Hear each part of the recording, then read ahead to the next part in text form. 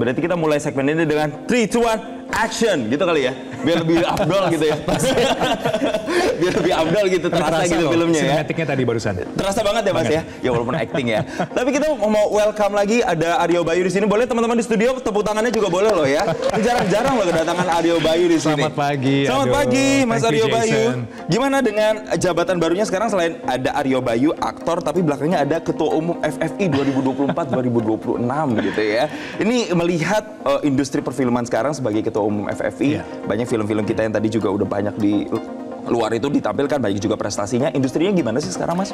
Industrinya itu sangat vibrant, sangat dinamis, dan sangat menurut saya tuh patut diapresiasi. Karena at the end of the day, kalau kita bicara industri, kita bicara proponennya, kita bicara manusianya, penggeraknya. Dan kalau saya lihat penggerak ekosistem perfilman itu sudah makin kreatif, sudah makin inovatif, dan harapannya kembali lagi produksi-produksinya bisa mendunia kembali. Tapi kalau secara kualitas, kita kan juga bersaing dengan negara-negara tetangga. Misalnya deh, film Thailand kan juga lagi oke banget di Asia begitu kan. Korea ya sudah lebih lama lagi. Kalau kita tuh, film Indonesia tuh mampu bersaing nggak sih Mas secara kualitas sebenarnya kalau sekarang tuh? 110%. Jadi untuk mengkuantifikasi kualitas itu ada beberapa parameter. You know, at the end of the day, film itu kan sebuah cerita.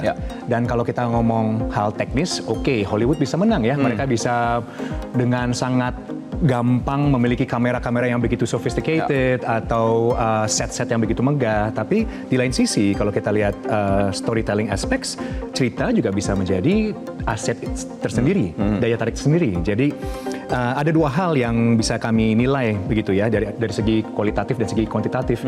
Jadi kalau kita bicara kualitatifnya, Indonesia mampu bersaing 110%. Dan kembali lagi dari aspek teknis, Indonesia, technically speaking, juga sangat savvy.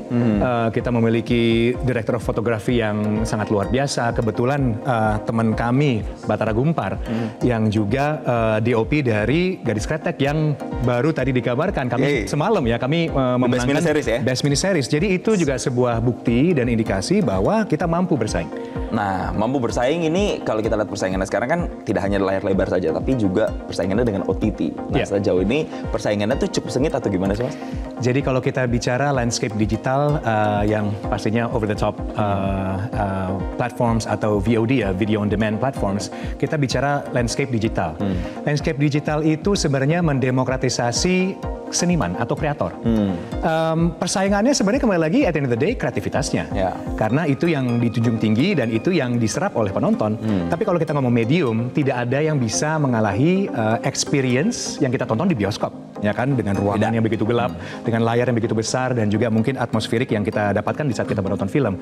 Kalau OTTs di Netflix mungkin atau di platform streaming, kita hanya membuka laptop atau di rumah, kita bisa memilih kapan kita menonton, apa yang kita menonton, jadi experience-nya berbeda. Dan dua kualitas ini sebenarnya sah-sah saja dan ini baik juga bagi viewers ya, bagi konsumen. Jadi menurut saya ini adalah lanskap yang baru dan patut dipertimbangkan, dan ini juga bagi saya memupuk dan menyuburkan ekosistem cara kita bercerita, ekosistem perfilman dan juga mini series kita. Betul, apalagi kan banyak yang di layar lebar sudah tayang, kemudian ditayangkan lagi di OTT. Itu kemudian melebarkan lagi begitu ya, film-film itu makin banyak ditonton oleh masyarakat kita sendiri gitu ya Mas ya? Persis, jadi ada akses kedua. Kalau memang kita miss di bioskop, jadi nanti di streaming platforms bisa ditonton kembali. Di-rewatch lagi. Nah, ini berbicara soal menilai film-film Indonesia, nggak afdol kalau kita nggak ngomongin soal Festival Film Indonesia yang memang menjadi ajang penghargaan tertinggi untuk para insan perfilman, sineas-sineas kita. Kalau untuk yang tahun Mas Aryo Bayu emban dari 2024 sampai 2026, apa sih sebenarnya visi dan misinya untuk FFI ini sendiri? Fundamentally speaking ya, secara fundamental yang ingin kita kedepankan adalah nilai-nilai meritokrasi, nilai-nilai akuntabilitas, nilai kenetralan. Kita ingin juga lebih inklusif, baik dari segi komite dan cara kita menerapkan filosofi di dalam komite itu sendiri. Jadi dengan aspek itu proses penjurian itu menjadi krusial juga, bahwa kita ingin senutral mungkin.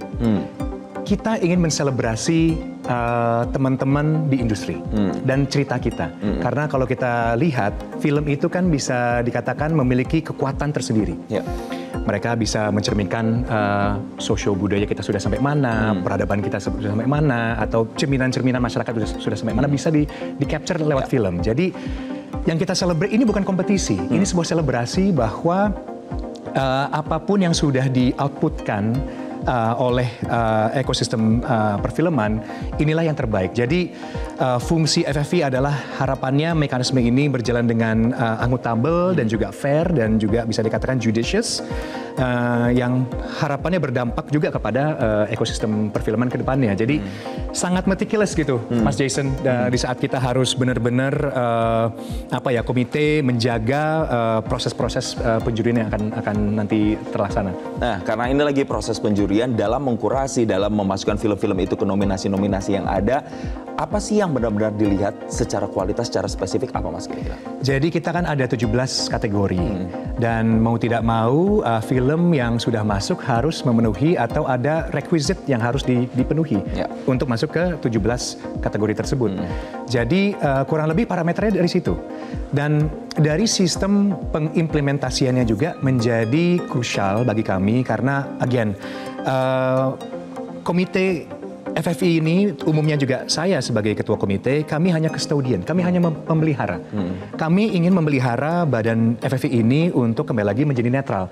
Bahwa yang kita selebrasi atau yang nantinya mendapatkan platform, itu yang terbaik. Jadi upaya-upaya untuk mendapatkan ini itu menjadi krusial dalam arti ya, sistem mekanistik penjuriannya yang menjadi penting ya. Jadi dalam kata lain begini, penjuriannya itu harus istilahnya tidak ada keinginan-keinginan pribadi. Ini purely untuk ekosistem dan kenetralan ini menjadi imperatif ya, menjadi penting. Ya. Kurang lebih seperti itu. Ya. Kalau kita berbicara soal orang-orang yang kemudian berpartisipasi atau berkontribusi dalam FFI, tahun lalu kan saya juga ikut dalam penyelenggaraan FFI. Saya lihat di situ ketuanya, komitenya, ada Reza Rahadian, Christine Hakim, Lukman Sardi, Laura Basuki, sampai Chico Kurniawan. Artinya saya melihat ada lintas generasi dari industri perfilman, aktor-aktornya tuh beda era semua. Nah kalau yang untuk tahun ini sendiri, siapa-siapa aja mereka Mas? Sama, jadi sebenarnya kan secara filosofi FFI, kita juga sering berbicara sama ketua-ketua komite lainnya bahwa dari masa lalu kita bisa belajar di historik sinema Indonesia dan dari hari ini kita juga bisa mengakui bahwa kita sudah sampai mana sih dan harapannya kita ingin membentuk masa depan. Jadi mau tidak mau ada 3 lini masa yang memang harus kita embrace. Jadi dari masa lalu mungkin representasinya siapa yang mungkin sudah lebih punya wisdom mungkin yang harus kita juga kemukakan, yang kita juga harus kedepankan, dan yang hari ini yang lebih relevan seperti apa, yang harapannya juga untuk mengkultivasi dan memberi inspirasi dengan progresnya film di masa depan. Jadi 3 elemen ini menjadi kembali lagi penting dan relevan untuk kita konseptualisasi. Dan kalau kita bicara mengenai dutanya, wakil-wakil muka representasi dari FFI, kembali lagi variatif. Kita ada Mbak Kamila Andini, kita ada Mbak Dian Sastrowardoyo, kita ada Lutesha, dan juga ada pastinya salah satu mentor saya, salah satu guru saya, Om Slamet Raharjo. Jadi kembali lagi inilah yang akan memeriahkan dan menciptakan vibrasi baru kepada FFI tahun ini. Wow, ini luar biasa sekali karena memang kita lihat bahwa karya-karya industri kreatif baik itu film, series di Indonesia ini sudah semakin menggeliat. Nah kalau berbicara tidak hanya film tapi juga series, kan tadi sudah disinggung Gadis Kretek, bahkan juga sampai di luar negeri itu juga mendapatkan penghargaan sebagai best mini series juga gitu ya. Nah apakah Anda melihat memang series di Indonesia ini juga cukup menjual dan cukup punya kualitas juga Mas? Ya, saya lihat demikian. Dan mungkin salah satu indikatornya kita bisa lihat dari data. Dan datanya kita bisa lihat bahwa 60% market share Indonesia itu sudah menikmati film-film Indonesia.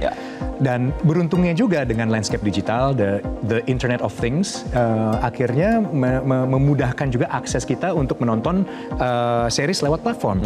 Dan ini menjadi appetite-nya kalau saya lihat. Kalau saya lihat juga OTT lainnya, banyak sekali yang dibuat itu series. Akhirnya kita punya medium baru. Kalau dulu kan mungkin hanya film atau drama TV, opera soap ya. Jadi sekarang ada mini series yang mungkin bisa menjadi penengahnya juga. Jadi it's a good thing, it's a great thing bahwa ada katalisator baru, ada ketertarikan baru, dan ini pastinya akan memupuk dengan kata lain industri perfilman dan juga cara kita bercerita. Gitu. Jadi ini bagi saya sebagai ketua FFI, saya senang sekali, dan apalagi saya juga sebagai aktor yang sudah menjelajahi hampir 20 tahun di dunia perfilman, progres ini tetap ada dan semakin mekar, dan itu sebuah indikator yang menarik banget, Mas Jason. Betul, berbicara soal indikator yang menarik, ini saya mau kerucutkan saja, Mas. Dari sekian banyak penghargaan, ada 17 tadi ya, ada beberapa penghargaan utama, dan yang paling dinanti pasti adalah film terbaiknya. Kalau lalu kan Women from Rhode Island. Betul. Itu dia bisa menang karena cerita disuguhkan, kemudian unsur kelokalan, relevansi dengan masyarakat, dan isu yang diangkat juga. Betul. Nah, kalau untuk yang tahun ini sendiri, kira-kira pendekatannya akan lebih spesifik kemana untuk mencari film yang terbaik? Banyak fenomena-fenomena yang terjadi lewat mekanisme penjurian. Ini kami tidak bisa ukur. Dan fenomena-fenomena ini yang bisa dikatakan akan subur dengan sendirinya. Yeah. Kami selaku custodian nih dalam istilahnya memastikan sistem penjurian itu berjalan dengan baik dan sempurna. Ya kami hanya bisa di situ aja, Mas. Jadi kami tidak bisa memprediksi film mana yang akan menjadi pilihan juri, atau film mana yang akhirnya dipilih oleh asosiasi, film mana yang bagi Akademi Citra ini menjadi layak untuk ditonton halayak. Jadi ini kalibrasinya masih belum nemu. Tapi itu yang menjadi menarik karena input dari teman-teman, kreativitas dari teman-teman akan akhirnya bertuju kepada salah satu yang ditunggu-tunggu adalah Best Picture atau Best Film. Jadi harapannya atau yang kami ingin coba dukung adalah prosesnya berjalan menjadi baik, semuanya menjadi mulus dan tetap akuntabel.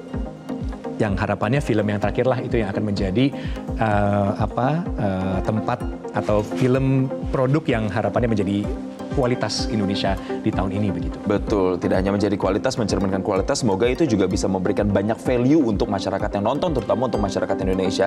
So, thank you so much, terima kasih banyak Mas Aryo Bayu, aktor dan juga Ketua Umum FFI 2024 sampai 2026, 3 tahun perjalanannya nanti akan diemban sama Mas Aryo Bayu dan juga teman-teman. Kita harapkan nanti ini juga bisa berkontribusi untuk memajukan film-film Indonesia. So once again, terima kasih Mas Aryo Bayu telah bergabung bersama kami di Selamat Pagi Indonesia.